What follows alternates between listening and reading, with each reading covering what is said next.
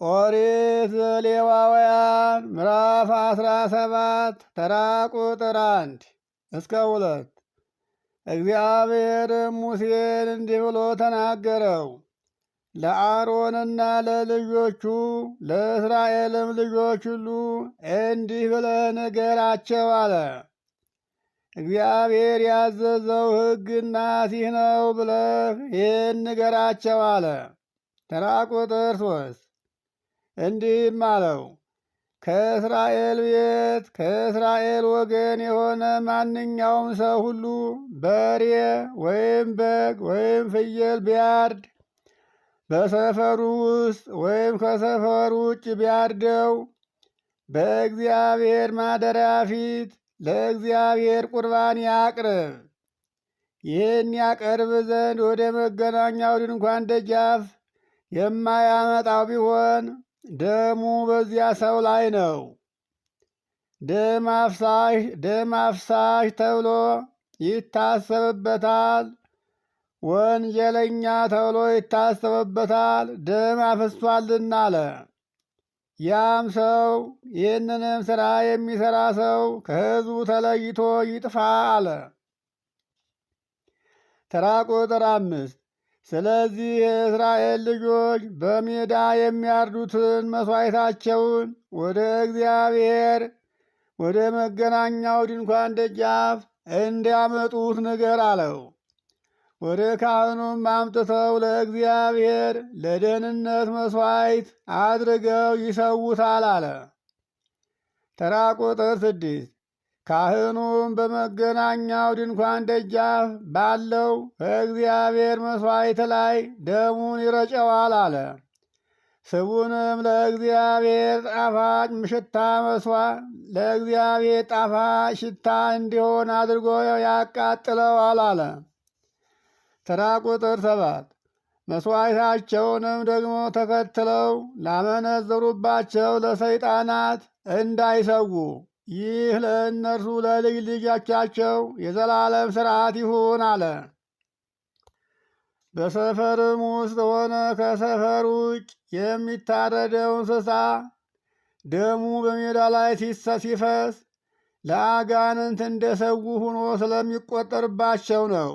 እንዲህ ብሎ ያዘዘው እግዚአብሔር አጋንንት ለእኛ ተሰዋልን እንዳይሉ ነው።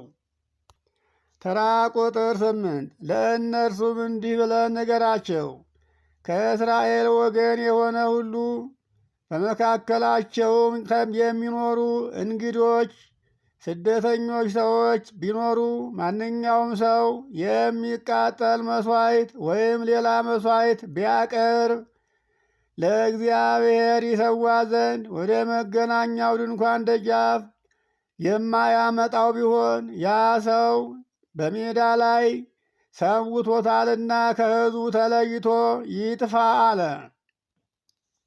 ተራ ቁጥር 4 ከእስራኤልም ልጆች ወይም በመካከላቸው ከሚኖሩት እንግዶች ሰዎች ማንኛውም ሰው ደም የሚበላ ቢሆን በሚበላው ሰው በዚያ ሰው ላይ ፊቴን አከብድበታለሁ ማለት መከራን አመጣበታለሁ ነው። በሕይወቱ አስጨንቀዋለሁ ሲል ነው። ያንንም ሰው ከሕዝቡ ለይቼ አጠፋዋለሁ አለ። ተራ ቁጥር 11 የሥጋ ሕይወት በደሙ ውስጥ ነውና ደሙም ከሕይወትነቱ የተነሳ ያስተሰርያልና በመሠዊያው ላይ ለነፍሳችሁ ማስተስረያ ይሆን ዘንድ ይህንን ለእናንተ ሰጥቻቸዋለሁ። ተራ ቁጥር 12 ስለዚህ የእስራኤልን ልጆች ከእናንተ መካከል ማንኛውም ሰው ደምን እንዳይበላ፣ ደም የሚበላ ሰው ቢኖር እኔ ፊቴን አከብድበታለሁ፣ ከሰው ለይቼ አጠፋዋለሁ። በመካከላችሁም ከሚኖሩ እንግዶችም ቢሆኑ ማንኛውም ሰው በእናንተ መካከል የሚኖር ስደተኛም መጻተኛም ቢሆን ደምን እንዳይበላ፣ ደም አይበላምና ደም አይበላም ብያለሁና። ተራ ቁጥር 13 ከእስራኤልም ልጆች በመካከላቸውም ከሚኖሩ እንግዶች ማናቸውም ሰው ደም የሚበላ እንስሳ ወይም ሥጋ የሚበላ እንስሳ ወይም ወፍ እያደነ ቢይዝ ደሙን ያፈሳል፣ አፈርም ያለብሰዋል አለ። ይህም የሆነው የእንስሳ ወይም ታድኖ የተያዘ እንስሳ ማለት ነው። የበግ የበሬ የፍየል ከሆነ ግን ወደ እግዚአብሔር ቤት መጥቶ በእግዚአብሔር ፊት ይሰዋል እንጂ በሰፈር ውስጥ ወይም ከሰፈር ውጭ አይሰዋም። ይሄ ለሰይጣን እንደ መሰዋት ይቆጠራልና።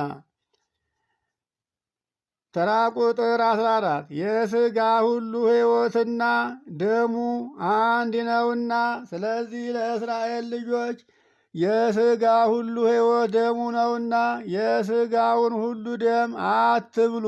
የሚበላ ሰው ሁሉ ከወገኑ ተለይቶ ይጥፋ አለ ብለህ ንገራቸው አለው። ተራ ቁጥር 15 የሞተውንም ወይም አውሬ የሰበረውን የሚበላ ሰው ሁሉ ይሄ የአገር ልጅም ወይም እንግዳ ቢሆን ልብሱን ያጥባል። የሞተም ሳይባረክ የሞተ የረከሰ ነውና ልብሱን ያጥባል፣ በውሃም ይታጠባል፣ እስከ ማታም ድረስ እርኩስ ይሆናል። ከዚያ በኋላ ግን ንጹሕ ይሆናል።